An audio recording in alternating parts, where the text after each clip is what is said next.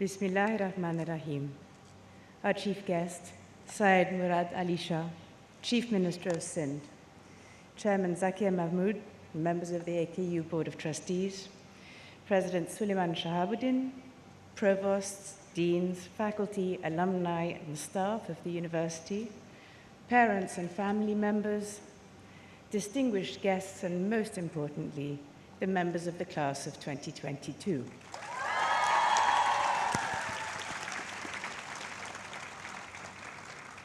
"30 years ago, my father, His Highness the Aga Khan, Chancellor of the Aga Khan University, visited Karachi to celebrate AKU's 10th anniversary and speak to its graduating class.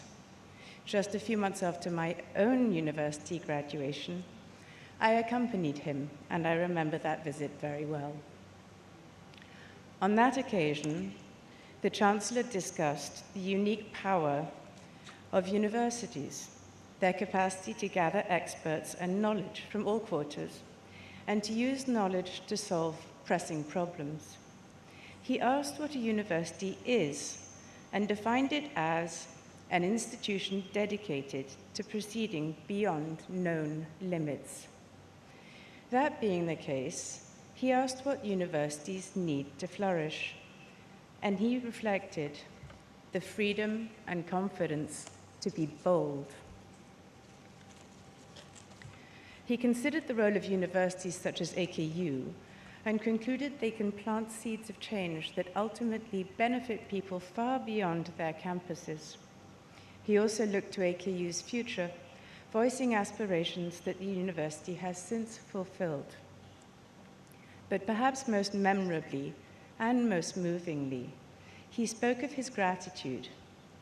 AKU's supporters, faculty, staff had given it what he called a magnificent gift, a gift that filled him, and I quote, not only with admiration, but frankly, with amazement.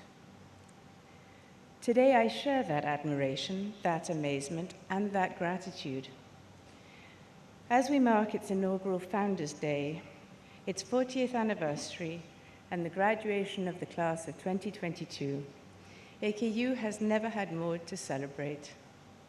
I am deeply, deeply grateful to everyone who's made its journey possible. After more than 3 years of the COVID-19 pandemic, I would like to offer special thanks to all the healthcare professionals at AKU and elsewhere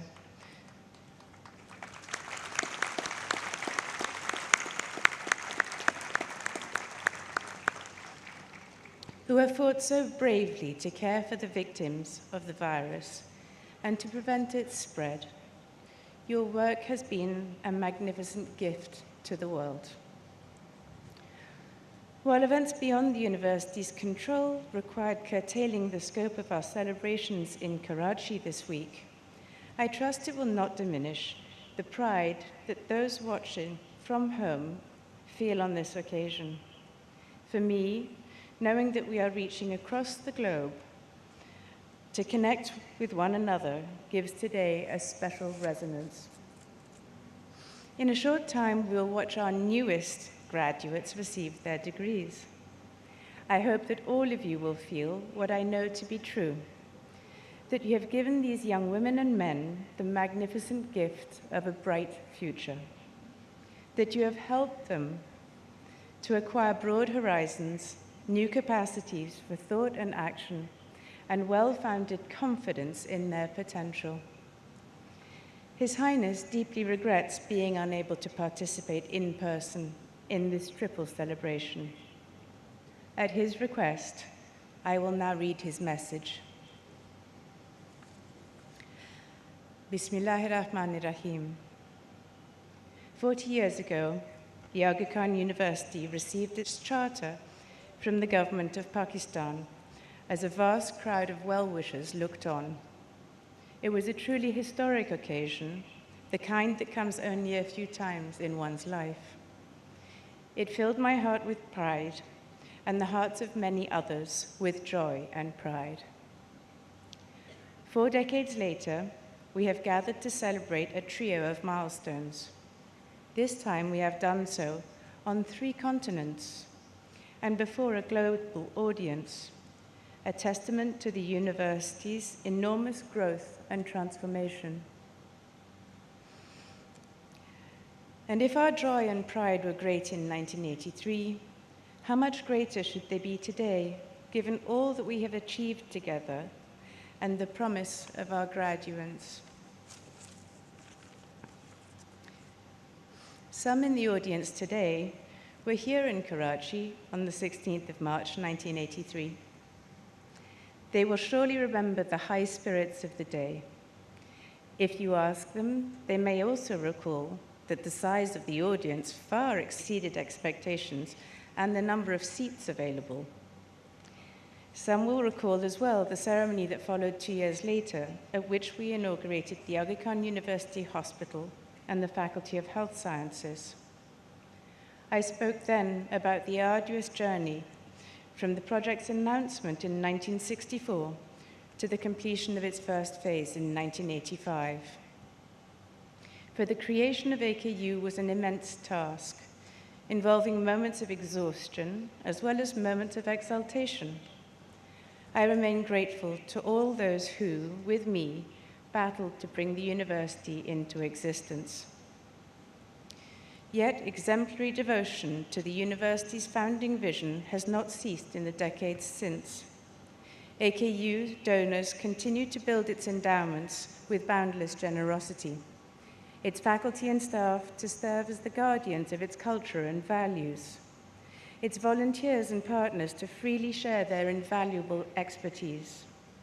It is to celebrate such ongoing commitment and all that has been made possible that the university has established Founders' Day as an annual tradition. Founders' Day refers not to one person or even one generation. Instead, it acknowledges the collective work that moves AKU ever forward in line with its distinctive mission to bring knowledge, leadership, and experience to bear upon the challenges facing the world, especially in Asia and Africa, and to build bridges of understanding between countries, cultures, and faiths. Underlying that mission are a number of fundamental convictions. As we step confidently into our 5th decade, there has never been a better time to revisit them.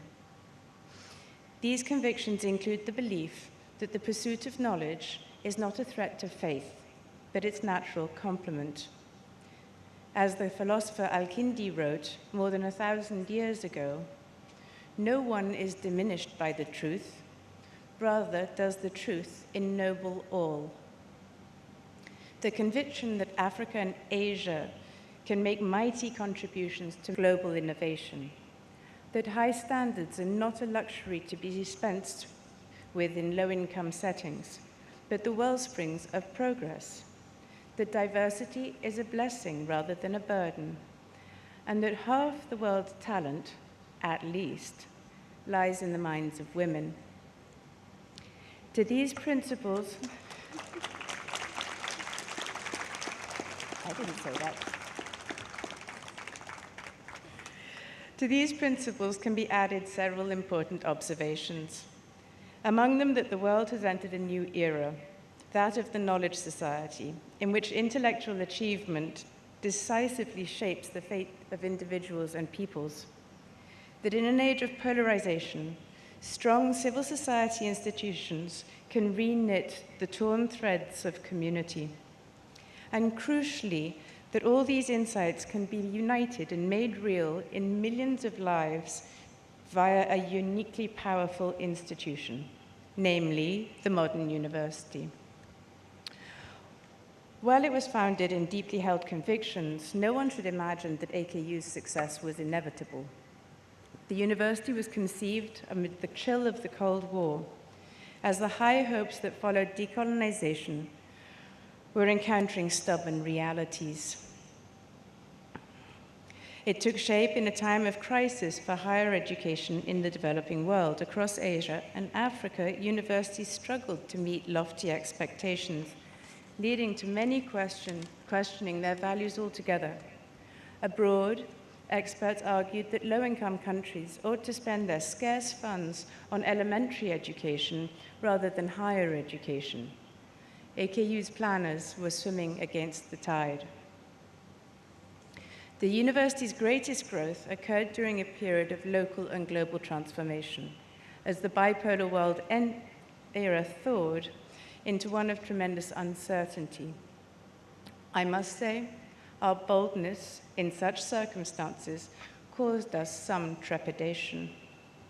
Questions abounded. Would the university's vision galvanize the support of its diverse constituencies? Could it attain international benchmarks of quality while remaining accessible to the least advantaged? If it could strike that balance in an institution of limited scale, could it do so in one of growing scope? 40 years on, these questions have been answered in the affirmative. If not for all time, then at least for the time being. The university has amply vindicated the faith of its champions. AKU's achievements are many, varied, and increasing in number. They are a source of great happiness to me. Among the most recent is its appearance on the global rankings of leading universities. It seems that AKU is, as I had hoped it would, catching the imagination of the world. That it has done so is thanks to the dedication of its people, the achievements of its alumni, the generosity of its donors and volunteers, and the support it has received from government and private sector institutions at home and abroad. But rather than list laurels, I will cite here only what seems to be the most indelible of the university's accomplishments, that it has become a source of hope for so many. For the patients who seek relief from suffering at its hospitals, to the parents who dream of seeing their children don its graduation robes, AKU's name conjures hope. There is no force more powerful or more needed today. When we plant hope in people's lives, we lighten all their burdens. It is a source of energy and inspiration that is endlessly renewable. Obstacles to AKU's ambitions will not cease to arise in years ahead. Change in our various contexts will be ongoing. If anything, it looks likely to accelerate. The university must keep one eye fixed on the horizon, evolving and adapting to new circumstances.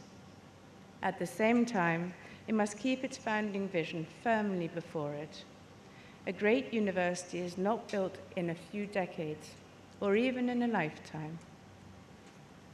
AKU's purpose must remain lucid and constant, transcending the generations, even as it is reborn in each new generation's passion and commitment. Today, as in 1983, the future of the university lies in the hands of its leaders, faculty, staff, and supporters.